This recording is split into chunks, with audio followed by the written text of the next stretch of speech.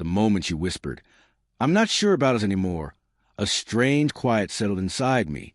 Not heartbreak, not rage, just silence, heavy and strange, like the stillness before a storm. We sat across from each other in our favorite cafe, the one where lazy Sunday mornings used to stretch endlessly, where she once pinched the foam off my cappuccino and laughed like a child caught doing something mischievous. Now, that same woman avoided my eyes. Her hands trembled slightly as she stirred her coffee, tracing the rim in a nervous rhythm. "Not sure about us," I said softly, trying to stay calm. She flinched, just enough that my words seemed to sting. "Yeah," she murmured. "I feel lost, Mark. I don't know who I am anymore. Maybe we're moving too fast. Maybe I need space to figure things out." I wanted to believe her. God, I wanted to. But deep down, a cold instinct had been screaming for weeks. The late nights at work, her obsessive guarding of her phone, the unfamiliar scent clinging to her scarf. I had brushed it off, telling myself we all have rough patches, that love is supposed to endure, that ours was strong enough. But her rehearsed words hit me like a blade. I already knew the truth. 2 weeks earlier, I had never intended to spy. That wasn't me. But when your wife smiles at her phone more than at you, hides it, guards it like gold, and ends late-night calls with muffled laughter, doubts begin to creep in. That night, she fell asleep on the couch, phone in hand. Heart hammering, I hesitated, then looked.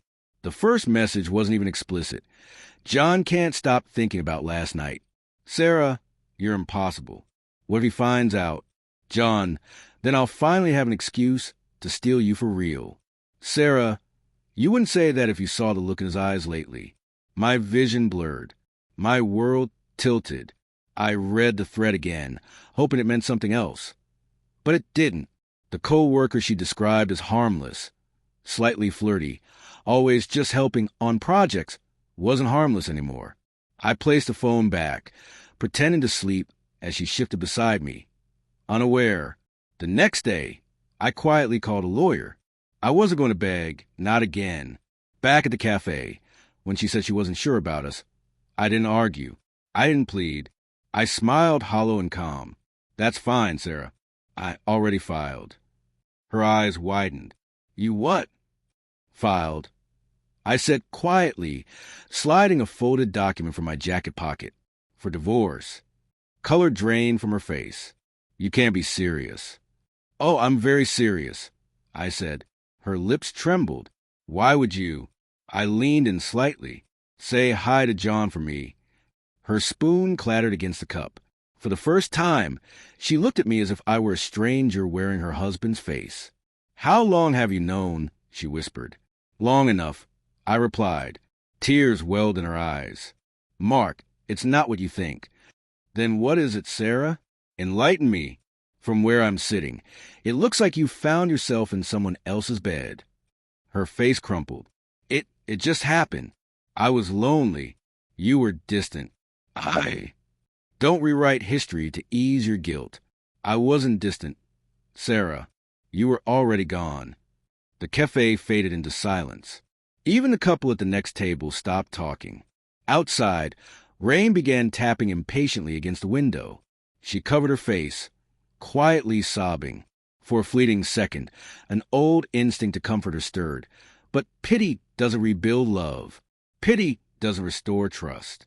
Love shouldn't hurt like this. That night, she came home late, suitcase in hand, silent.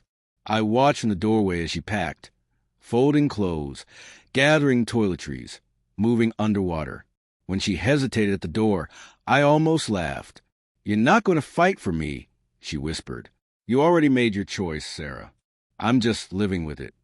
She looked at me, maybe hoping for retraction, maybe realizing what she truly lost, and then walked out. The door closed softly, but in that soft click, thunder rolled.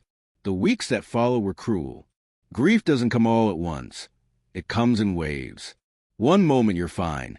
The next you're staring at an empty bed, wondering how someone can vanish and still haunt every corner of your life. I threw myself into work, into anything that wasn't her. But her ghost lingered, in the shampoo on the bathroom shelf, the dent in her pillow, the unfinished coffee mug on the counter. One night, her name lit up my phone.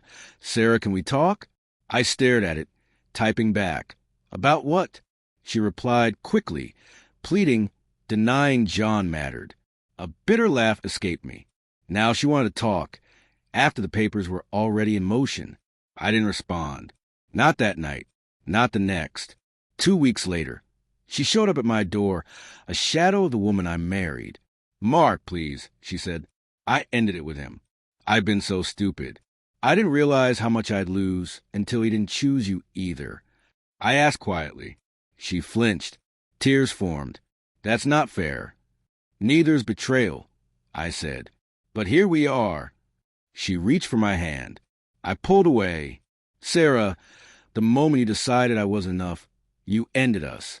I just made it official. Her breath hitched. I still love you. I met her eyes. No, you love the idea of forgiveness. The safety I gave you. You don't love me. Not anymore. For the first time, she didn't argue. She nodded slowly, tears streaming, whispering, I'll always be sorry. Then she walked away. This time, I didn't watch. Months later, the divorce was finalized quietly, without ceremony. One signature, a few typed words, ended 7 years of love, laughter, and shared dreams. Peace didn't come from the signature. Slowly, I began running again, reconnected with old friends, stopping myself from checking her social media, stopping the questions of where she was or who she was with. One morning, grabbing coffee near my office, I saw her across the street, alone, looking lost. Our eyes met briefly. She smiled small, sad. I nodded, polite and distant. That look would have undone me once. Now it was just a reminder of what broke and what I survived. That night, I stood on my balcony. City lights stretched endlessly below. Car horns, laughter, the world moving on. I breathed deeply and whispered, not for her, but for myself. I forgive you, Sarah, but I'll never go back. Somewhere deep inside, the silence that had suffocated me felt different. Not empty, not broken, just still. And in that stillness, for the first time in months, I felt something like peace.